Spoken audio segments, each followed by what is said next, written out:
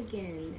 All right, it is time for chapter 4. Before we get started, quick disclaimer, this is a work of fiction and I am just reading someone else's work. This is not a reflection of my beliefs or opinions. And back to the book. Chapter 4, Forgiveness. Sean arrived with flowers in hand. He wanted to see Quincy. He was so good to him, and Quincy ran over to hug him. I felt my heart melting. He asked Quincy, "How you doing, Tiger?" Quincy looked so innocent as he responded, "I'm good. I miss you."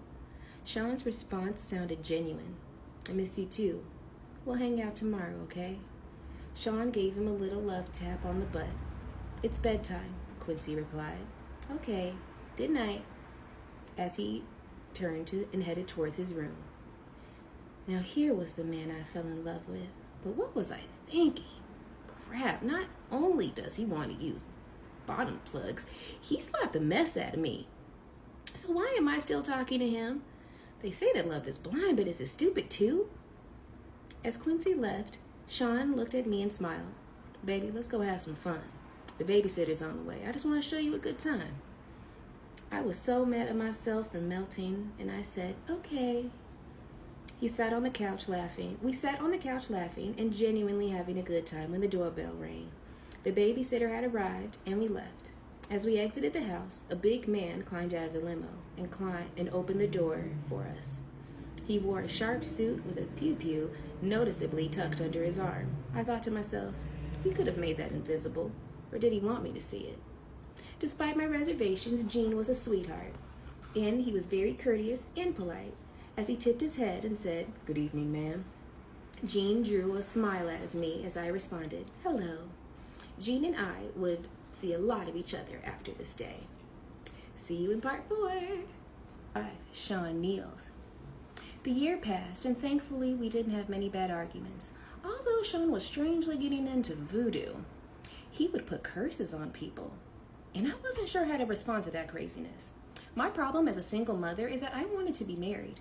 He always had excuses and delays to coming to commitment and marriage. His label was blowing up, Biggie dropped, and it was just about over. He also signed Mary J. Blige, and of course I found out that he slept with her. We fought. He claimed it was a mistake, and my stupid butt took him back again. Sean asked me for a three-way with her, and at first I was mad, but Mary was beautiful.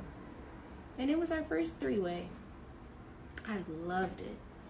Mary was sexy, and I would not be doing this a lot, but it was so hot, and I was young, and exploring my sexuality was enticing. Over the years, we brought other women into our bedroom periodically, and we were happy. And it wasn't until the day I came home to a situation that went from awkward to a nightmare. Quincy was with the babysitter, and Sean was sitting with Albie Shore at the dinner table. I had a child with Al, and Sean was the father in Quincy's life. The awkwardness of it all of us being together had dissolved a long time ago. But it was still weird that they were here in my home, together, alone. I sat down and we had drinks. It was fun. The conversation was cool. Until it wasn't. Al was a little loose after a couple of drinks, and I remember him saying, "It's still weird seeing you with my friend. But you're happy, and I'm happy for you guys." Sean responded, "Hey, thanks, man. Me and you, we've shared so much." Al replied coolly, "Word." The conversation took an odd and awkward turn when Sean said, "We all been together, but not together." I was shocked for a moment, and the quietness lingered in the room. I asked, "What do you mean by all together?" Al shifted uncomfortably, but Sean didn't hesitate. You know how sometimes we invite other people into our bed? I couldn't believe it. "Oh, hell no, Sean. This is my son's father. Al, say something." What Al said left my mind boggling. I don't know, it could be kind of hot. I do miss you in that way. Although I couldn't believe Sean would do this, the truth is I still cared about Al, and this could be very hot. I just didn't want it's messing up my relationship, and if things became awkward, how could this affect Quincy? So I asked, "Are you both sure?"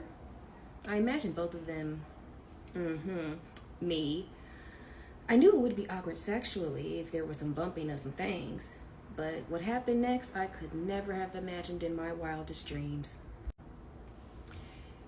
It literally is X'd out, but it says Al XXXX. I couldn't believe it. I stood there in shock. But when Sean XXXX, I ran out the room. This was too much. I couldn't. Sean called out to me, "Oh, come on, Kimmy." They didn't chase after me. They blank, blank, blank. I couldn't get the image out of my mind. I couldn't be with Sean for a while. But that wouldn't be the last time I saw Sean in a compromising position. Not by a long shot. One day I found in the vault where he kept all of his encounters with men. Oh yes, he kept a record of it. But that's for later. End of chapter 5 and end of part 2. See you next time. Chapter 6. Pac. Biggie took over the East Coast hip hop, and Sean had a brilliant mind that orchestrated it. He hired people to teach Chris how to flow and write his lyrics. He hired the best producers to do the beats, although he took credit for them, and the music was unstoppable. At this point, Sean was sleeping with all the power players and everyone that wanted to do music, wanted to be a bad boy. Sean wheeled and dealed in a way that he could have been unthinkable to many. He slept with the guys that really controlled the music on the top. A lot of names average people have never heard of. These are the guys that make decisions on who is winning and who is not. He hosted parties that were fancy names for group, and everybody wanted in. When I met Tupac, Sean and I had an open relationship. And yes, I slept with Tupac. Oh, he was sexy! Sean didn't mind. And until he tried, and Sean didn't mind, well, not until he tried to get Pac to join both of us. Pac was not good with that. This is where the relationship became strained. Pac wasn't going to accept Sean's advances. Pac wasn't gay, and he was pissed about those advances. We were all in Sean's house. I was drinking, they were smoking, and everybody was just relaxing. Sean came in, and I'm sure he would call it a smooth approach. My baby bad, isn't she? Pac threw me a sly smile. Yeah. I felt myself blush. Sean was now in full swing. You think you could hit it better than me? I couldn't believe he disrespected me in that way. I was not playing with that response. Sean, what the F? Pac came to my defense. Damn, bro, you ain't got to do the sister that way. Pac appeared upset behind Sean's words, but Sean went in for the kill regardless. I think my is bigger than yours. I bet I can make her faster than you. What's up? Pac was appalled. What are you talking about, dude? I ain't trying to run a choo-choo. I really had to change some words in here. Sean continued. What are you scared of? Let me see who does it better. Let her be the judge. At this point, we had been inviting others into our bedroom for a while, but I'm still not used to it, and I will not stand for it, the disrespect. And I wasn't the only one upset. Pac shouted, dude, you talking about pulling your out? Sean was undaunted. What, you scared? Pac simply left. Things were contentious since then. The two could not be in the same room. Pac avoided me as much as he did Sean. And when he did bump into each other, the tension was palatable. It felt like blows could be thrown at any moment. Months passed and only the tension between them. It was so uncomfortable, but nothing life or death. Then one day, we were at the studio, it happened. I walked into Sean's office and he was having the conversation. Sean sat from Jimmy Henchman. Pac don't leave this studio alive. I don't think I was supposed to hear it. I continued as if I didn't. Hey, Sean. Good morning, Jimmy. They didn't seem to think like I heard anything. I'm ordering breakfast. Smiling, Sean replied first. Let me get some eggs sunny side up with grits and an orange juice. I could see he was hungover. Good. I don't want him knowing I know anything. As if he just put a hit on Pac, knowing something could be dangerous. Jimmy apparently wasn't hungry. Nothing for me. As he stood next to the room, he said to Sean, let's make it happen. He nodded to me and said, Kim, always a pleasure. With a wink and a nod, with a wink at me and a nod at Sean, he turned and walked away. Jimmy was a part of our intimate circle. I went on as if nothing happened. I'll make the call now. I smiled as I left, hoping that I wasn't white as a sheet. I wasn't in the studio the night Pac survived being shot, thank God. From what I understand, Sean and Chris saw Pac at the studio after he had been shot and did nothing. The way God works, after being shot, Pac made it to the elevator and tried to escape, but it stopped on the floor that Sean and Chris were on. And when the doors opened, they saw him lying on the floor, riddled with pew-pews. And the fact that they didn't call a whoop-whoop, although they saw Pac lying in a pool of his own drip-drip, could be evidence. It was all the evidence that Pac needed. Of course he assumed they placed the hit. Pac was a soldier. This was nothing that was not going to be unanswered. Pac didn't do well. He lost a ball. But he survived. It was orchestrated by Sean Puffy Combs, was the orchestrator. End of chapter 6. End of part 5. See you next time. Chapter 7. Threats. At this point, I knew I had to get away from him, but I was scared. Is he going to take my life? If I try to escape, one February morning, I thought I found my opportunity at dinner after an event.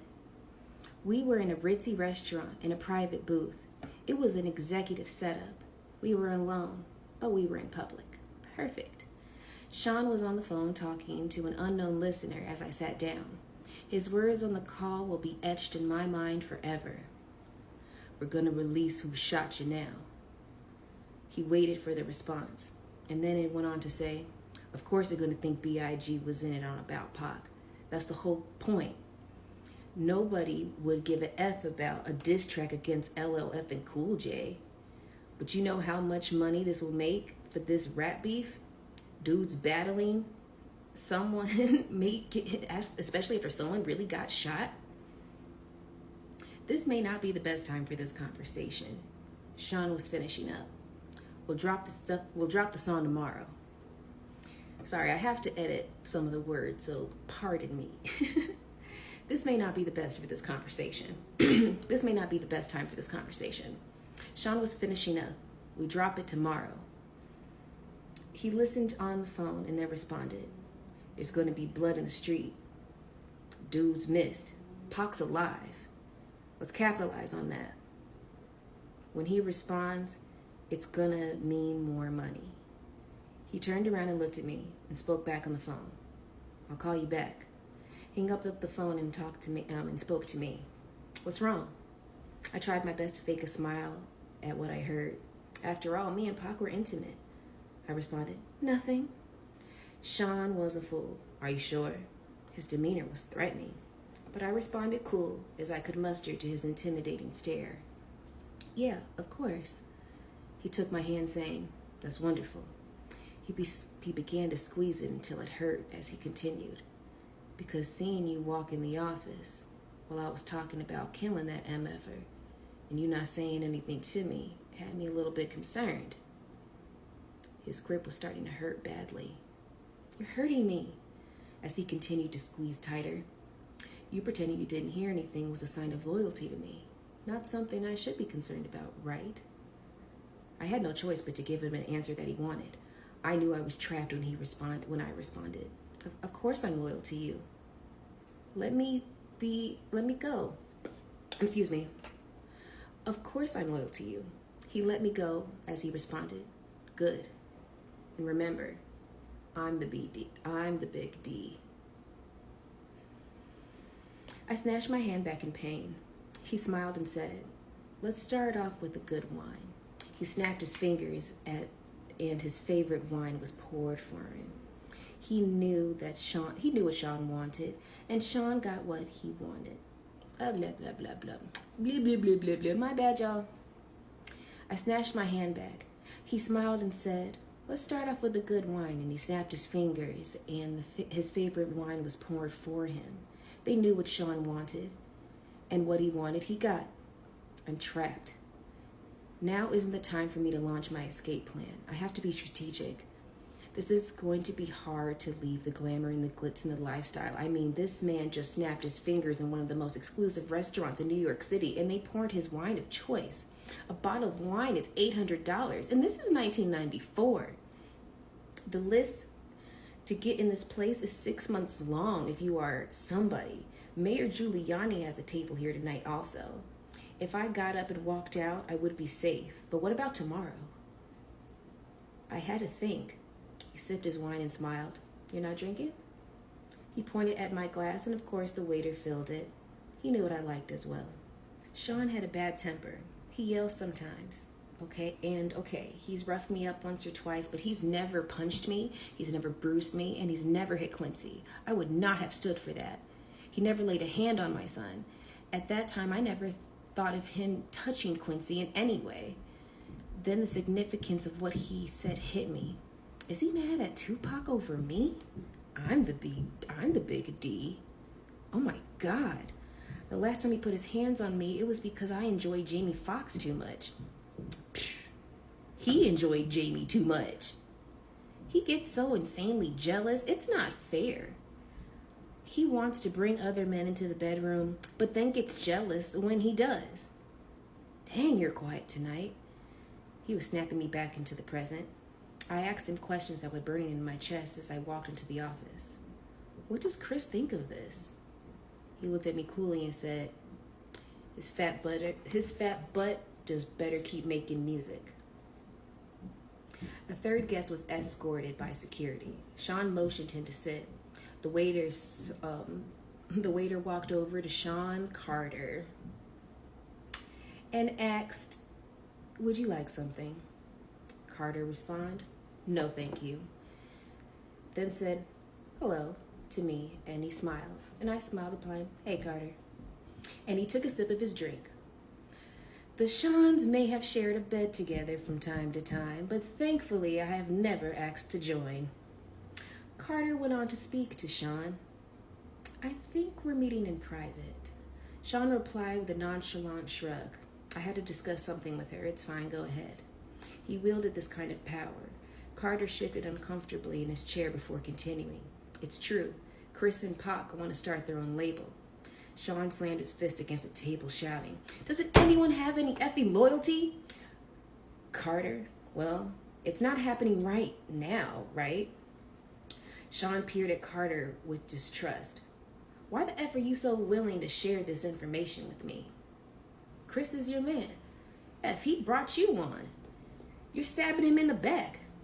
Carter responded with indignity. "First, I'm tired of being that dude's son. I need to come out from under his shadow." Sean smiled slightly. "Okay, I respect that." Carter kept going. "On top of that, this dude is making moves, and it should have been with me." Sean looked at Carter blankly. "Pac put Chris on. You know this. What's really this all about, Carter? Don't try to play me.